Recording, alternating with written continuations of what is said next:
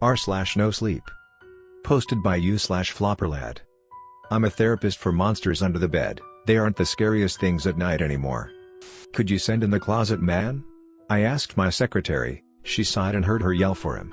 I could hear the distinct thumps on the ground before hearing the familiar tone. He's on his way from my secretary. There was a knock on the door. I adjusted my desk and walked up to the door to open it up. There, standing in casual clothing, was an 8-foot-tall man. His face had a large split down the middle exposing rows of sharp teeth. His eyes were glossy white and legs were nothing but long stumps which struggled to keep his body balanced. He bared his teeth somewhat, smiling as I gestured to the couch where he slowly sat down. "How are we doing today, Vic?" I asked. He covered his face with his fingers. "Relatively bad, so to say," he hissed. He reached his hand down to pet my cat who was cuddling against his leg. I smiled as I sat down and asked my first question, "So what brings you here?" "Every night I go to a different house, hiding in the closets of unsuspecting kids, cowering beneath their blankets in an attempt to introduce them to the meaning of fear. But as of lately I've been finding my job has already been completed. So I tried teenagers. They were even worse. They had boxes and socks filled with their..." He cut himself off. I tried to motion for him to continue, but he looked up at me with genuine concern in his glossy eyes. "Trust me, you don't want to know what I've seen when it comes to them. It's barbaric, it's sickening even for me. I mean, I don't have a stomach, but it makes me want to throw up." He gagged at the thought. I took down notes. "So it must be pretty bad out there lately, huh?" I asked after a moment of silence. He looked up at me. "I told you about the oath all of us monsters took when we hide under the beds or closets of kids, right?" he asked. "Yeah, that you would never hurt any child no matter how much you wanted to," I answered. He nodded. "Lately during my nightly calls there was something else with me. I can't begin to describe it. It was this feeling of pure evil, darkness, that void feeling you have when you feel you're in danger. I hid in this child's closet and I could only describe it as just this dark cloud which passed over the house. It was the closest I've ever been to being afraid for myself." He shuddered. "Was there a possibility it was the boogeyman? I mean, next time he comes in I'll ask if he knows about this and see if we can." "It's not him. It's not the boogeyman. It's not any monster or demon I've ever met. It wanted me dead. I knew it did. I have a lot of angels out to get me, but this wasn't an angel either." He had a look of pure terror on his face. He began to tear up as I looked outside of my window to see a strange man lurking in the shadows. "What the hell?" I asked out loud, so I called my secretary. "Hey Kelly, is there anybody scheduled after the closet man?" I asked, knowing the answer. "No, but there was someone in here earlier asking about someone by the name of Victor." I dropped the phone. Victor was the closet man's real name. The name before he was given the job of being a monster under the bed. "Vic, we need to get you somewhere safe." "I don't think you're safe here," I said. He stood up on his stumps and awkwardly walked to the door. "Where do we go?" he asked. I shrugged and we both walked out of the office. He dissipated into smoke and moved along the shadows as I walked out of the office with him tailing close behind me. The man was standing next to a pole about 100 feet from my car. I began to panic as I rushed into the car. Victor took form in the car again, taking up the entire back seat. I looked in the mirror inside with relief. When I turned to the passenger side I screamed in terror, as did Victor. The man was standing next to the car asking to roll down the window. I was frozen in fear. And I tend to fucking monsters. This made no sense. Everything I had seen. Werewolves, skeletons, ghosts, the literal boogeyman, and yet I trembled in fear at this man. He had a steel gray mustache, his hair was unkempt, looking like it was covered in cornstarch, and he was dressed like a businessman. He gave a warm smile as he reached out for me to shake his hand. "My name is Timeo, I just wanted to touch base with you." He smiled. Victor gave a nod before I opened the door for this strange man. "Do you know who I am?" he asked. I shook my head no. "Typical, nobody knows me anymore. They rely on your monsters, ghost stories by the campfire to tell the stories of beings beyond your comprehension." He sighed. I gripped the steering wheel with all the strength in my body, trying to comfort myself. "You see, Tess, you can see them even though you aren't a child. Every child forgets, but you never did. That is why you see them. That is why you see me. But my time is coming." I stopped gripping the steering wheel. Victor spoke up. "What do you want from us?" he asked. Timeo looked back and smiled. "It's not about what I want from you, it's what I'm going to do to all of you," he said happily. I felt a pit in my stomach. This man was giving off the energy of pure evil in physical form. "Lucifer," I said quietly. He laughed hysterically, almost like a madman. "Trust me, he wishes he was me. He wishes he had the guts to do what I'm capable of doing." Witches. He cleared his throat. Killing the monsters, of course, introducing a new way of making them fear, sending a message that monsters are monsters. They kill, they torture, and they enjoy it. I tried to grab Timeo, but immediately he turned around and stabbed Victor in the face with an ornamental dagger. "No!" I screamed. He smiled as he opened the door. "My time has come, it's time for humanity to be put back on the food chain for all of us," he said before walking away and dissipating into a black cloud of smoke. I removed the blade and threw it out of the window. I tried to wrap the wound, but the blood seeping out was too much. He gasped in pain as he tried to help cover the wound. "Please, Tessa, don't let him win.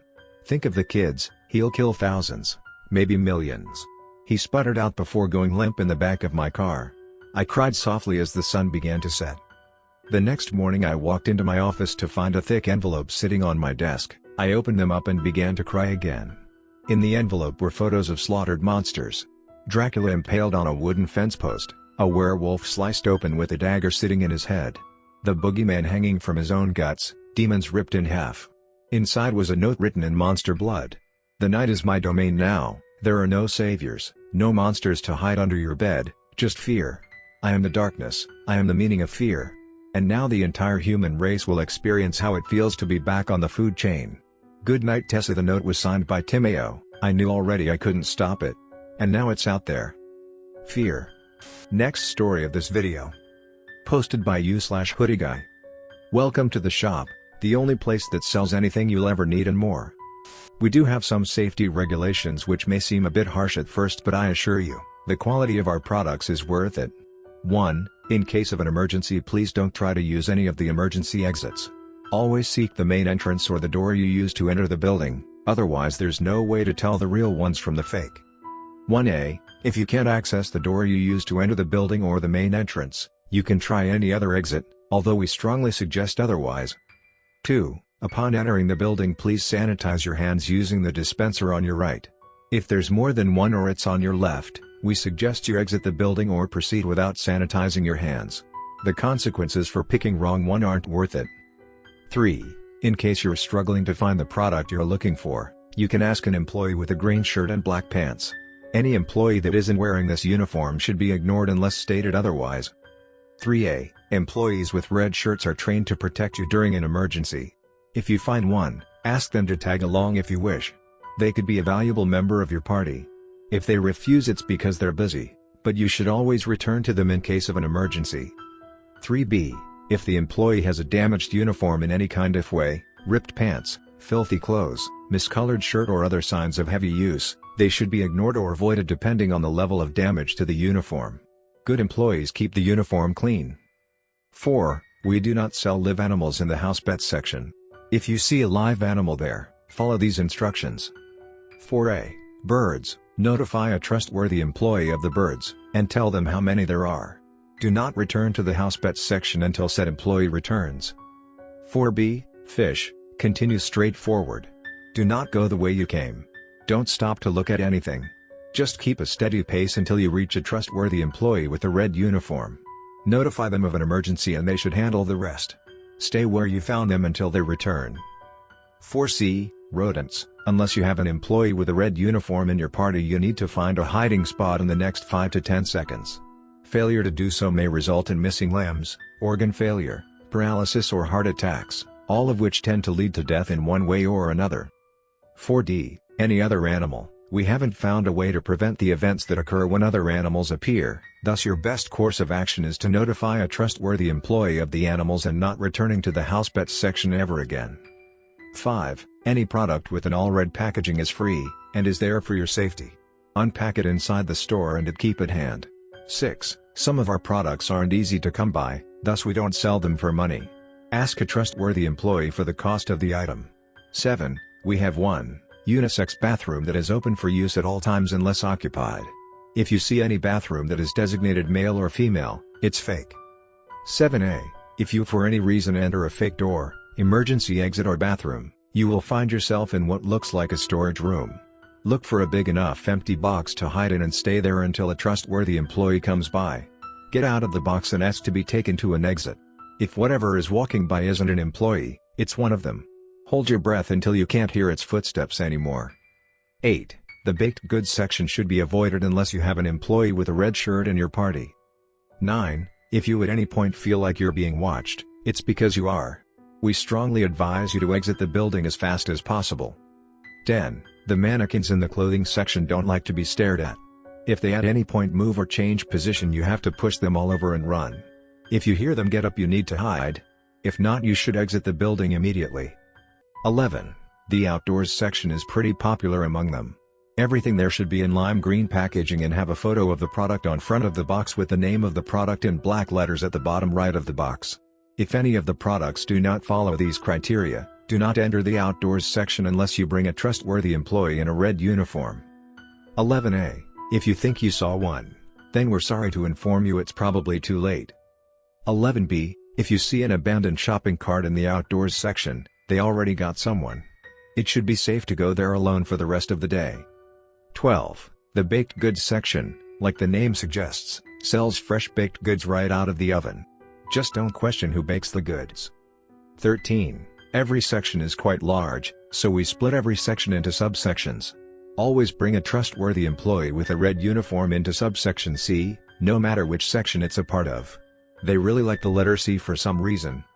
14. Our manager is very busy. If you have a complaint, make it quick. 15. On checkout, make sure the cashier is a trustworthy employee. It's really important, otherwise they might follow you. Not the cashier, but them. And that concludes our basic safety guidelines. Thank you for choosing the Shop Smile.